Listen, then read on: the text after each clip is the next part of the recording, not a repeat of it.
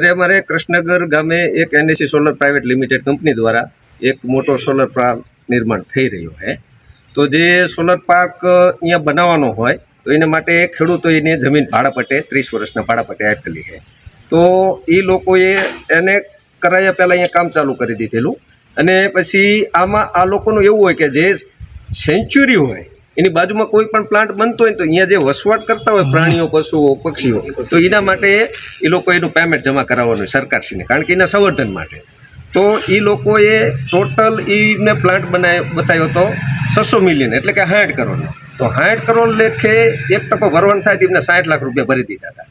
પછી ત્યારબાદ એ લોકોને જ્યારે મંજૂરી લેવાની થઈ અહીંયા વીજ માટે, તો કલેક્ટર સાહેબ પાસે ગયા। તો કલેક્ટર સાહેબને કીધું કે આ સાહેબ અહીંયા અમારે 850 કરોડનું અહીંયા અમે રોકાણ કરી દીધેલે, જો આવડું આ નહીં અમે ચાલુ કરી પ્લાન્ટ તો અમારે નુકસાન જાય છે, અને કલેક્ટર સાહેબે મંજૂરી આપી।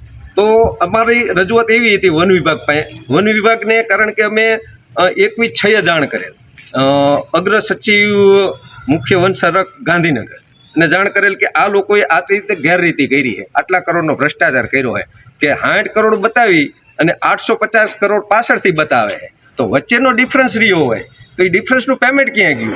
એ ઉઘરાણી જગ્યાએ એ લોકોએ પાછી મંજૂરી આપી દીધી અને 8 ભાગ કરી દીધા કે તમે વર્ષે 1 કરોડ ભરો। તો જે અહીંયા વસવાટ કરતા હોય પશુ પક્ષીઓ, તો એને આપણે સંવર્ધન માટે પેમેન્ટ જમા કરાવવાનું, તો મરી ગયા પછી એને ખવડાવીને શું કરવાનું? તો તપાસની જગ્યાએ એ લોકોએ એને મંજૂરી આપી દીધી, અને પછી કલેક્ટર સાહેબને મંજૂરી આપી હતી આની અંદર।